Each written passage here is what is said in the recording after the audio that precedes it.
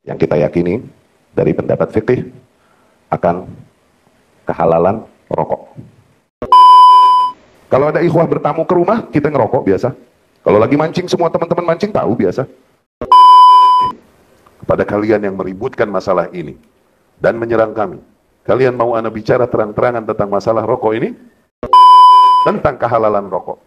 Ntar gue bikin malu logik lo yang haram-haramin selama ini. So be it.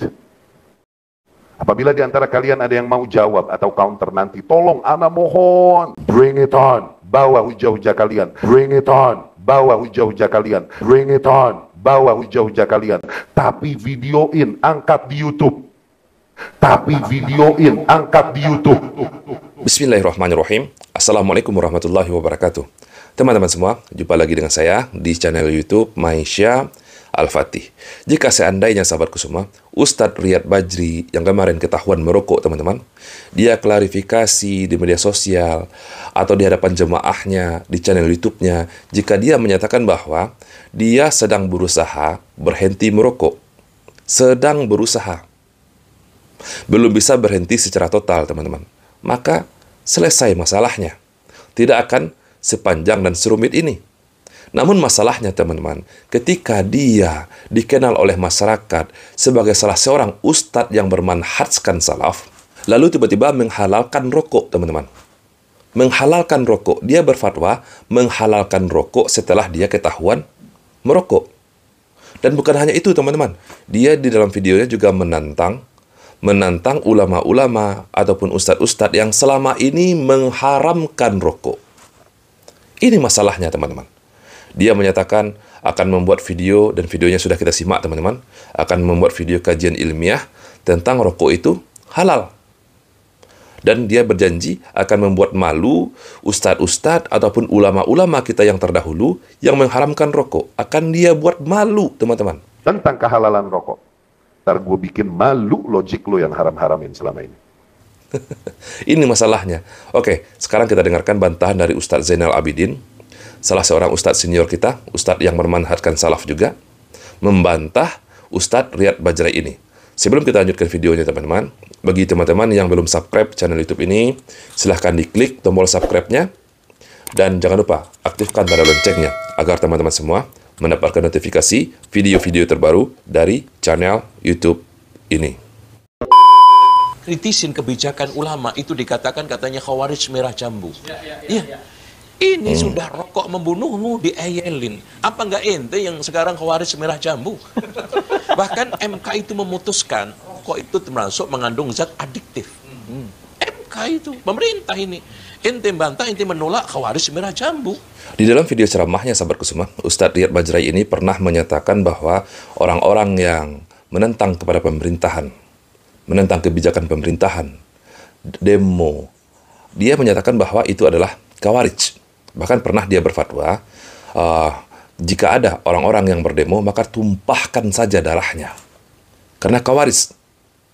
Jadi sekarang, teman-teman, ketika pemerintah mengeluarkan fatwa, bahkan diperintahkan kepada pabrik-pabrik rokok untuk menulis di kemasan rokoknya, teman-teman, peringatan pemerintah bahwa rokok itu membunuhmu.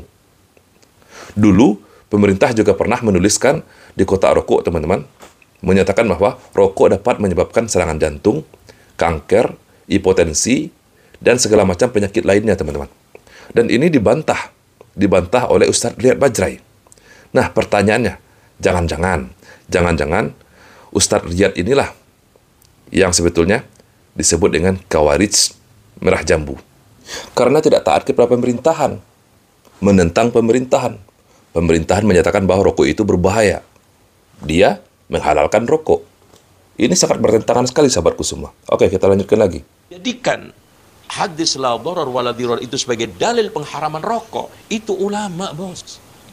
Di antaranya Syekh Zamil Zainu, bukan hanya beliau aja. Ada Syekh Muhammad Ibnu Shalih Al-Utsaimin, nanti kita sampaikan. Ada Syekh Abdul Aziz Ibn Baz, ada ulama-ulama lain, bahkan Lajnah Daimah nanti. Lihat, ulama-ulama Lajnah Daimah yang kapabel, yang mumpuni, yang itu insya Allah kita husnudzon, ulama Rabbani, ditanggalkan semuanya, dikecilkan semuanya, diayali semua, na'udzubillah. Ini apa karakter thalibul ilmi? Dari dulu sahabatku semua, dari dulu ulama-ulama salaf kita mengharamkan rokok. Sampai sekarang teman-teman, para ulama mengharamkan rokok. Pemerintahan sudah memberikan peringatan bahwa rokok ini berbahaya, dapat membunuhmu. Menteri Kesehatan sudah memperingati kita. Ilmu kedokteran, ilmu medis secara ilmiah. Para ulama sudah berfatwa bahwa rokok itu haram. Lalu muncul seorang ustadz yang dikenal oleh masyarakat, bermanhajkan salaf, menghalalkan rokok. Ini masalah sahabatku semua. Masalah. Orang-orang aswaja saja, mereka masih mengatakan bahwa rokok itu hukumnya makruh. Kementerian Kesehatan, penyakit tidak menular Indonesia.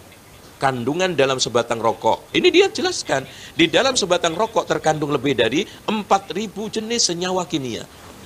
400 zat berbahaya. 43 zat penyebab kanker. Ya. Ini terus kita tanya kepada siapa lagi? Kementerian Kesehatan nggak dipercaya, AI nggak dipercaya. Yang dipercaya cuman ini tadi, ya. Orang tukang mancing. Kan nggak mungkin. Ya, kita serahkan agama kepada tukang mancing gitu. Kan nggak mungkin, Pak. Bahaya, bahaya.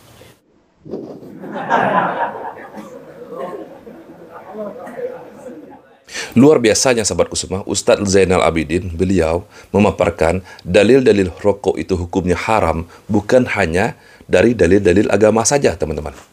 Beliau mengemukakan tentang dalil-dalil ilmiah, dalil-dalil medis, bahkan Menteri Kesehatan di seluruh dunia pun beliau kemukakan, teman-teman. Bukan hanya di Indonesia.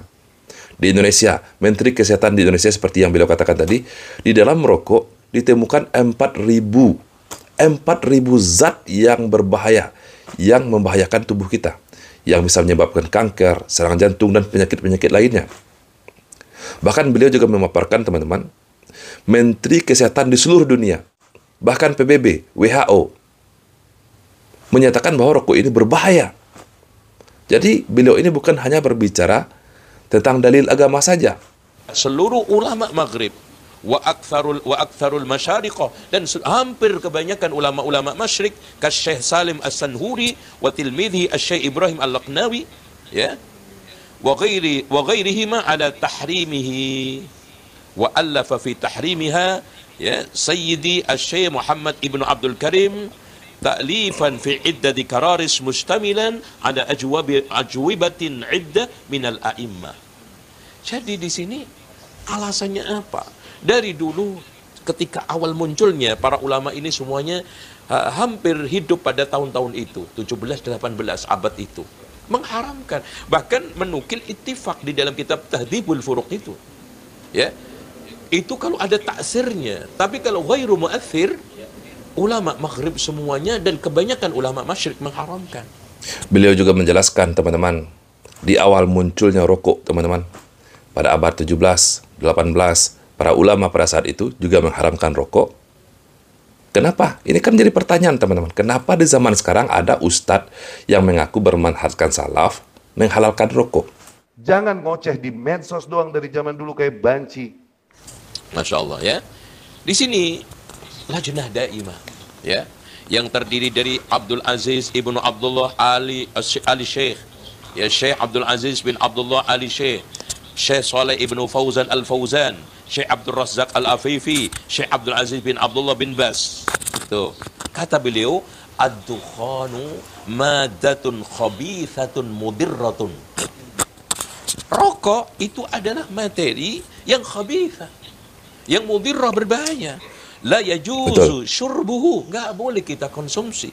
Wala yajuzu bai'uhu, tidak boleh dijual belikan. Li'anna Allah idza harrama syai'an, ketika Allah mengharamkan sesuatu, harrama thamanahu, mengharamkan juga harganya, jual belinya. Wal wajib 'alaika taubah, wajib bagimu adalah taubat, ya, min bai'ihi, dari jual belinya. Wal iktisaru ala bai'il asya'il mubahah, cukup menjual hal-hal yang mubah. Wa fiha khairun wa barakatun, wa man taraka syai'an lillahi awadahu Allahu khairan minhu. Barang siapa yang sekarang meninggalkan sesuatu karena Allah, Allah akan menggantikan yang lebih baik, barakah dan khair. Berarti yang rokok enggak barakah, enggak baik. Siapa yang mengatakan? Ulama-ulama Lajnah Daimah. Wal wajib 'alaika an tughliqil mahal, sampai ulama, syekh, ya, lajnah daimah memfatwakan menutup itu apa? Toko kita daripada jualan rokok. Kami ngerokok, so what? Wa malu. Begitu waraknya para ulama-ulama terdahulu kita, sahabatku semua. Bahkan bukan hanya mengomentari tentang masalah merokoknya saja.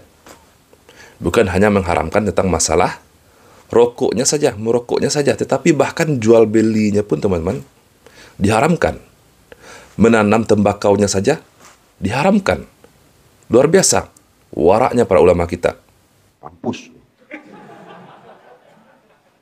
Faedah itu kita pakai dalil juga. Faedah dari sisi dakwah, faedah dari sisi pendidikan, faedah dari sisi ibadah, faedah dari sisi akidah, faedah dari sisi akhlak itu. Jangan menghitung faedah dari sisi nafsu Anda. Ya tuh, memang faedah untuk menemani mancing. Wah itu, ya kan gitu. Ya enggak? Iya. Tapi kalau menemani ngaji enggak ada faedahnya. Orang ngaji sambil merokok itu enggak ada faedahnya.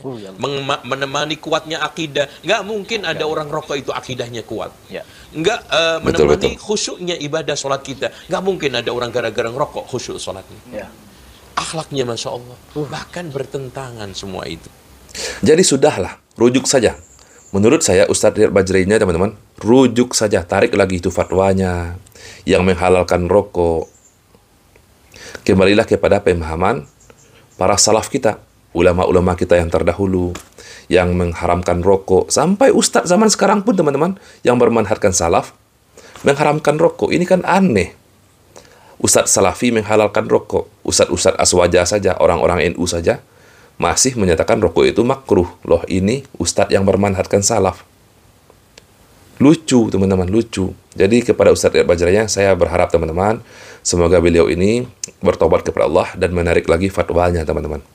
Dan bagi teman-teman yang ingin menyaksikan video fullnya penjelasan dari Ustadz Zainal Abidin, bantahan beliau kepada si tukang mancing ini.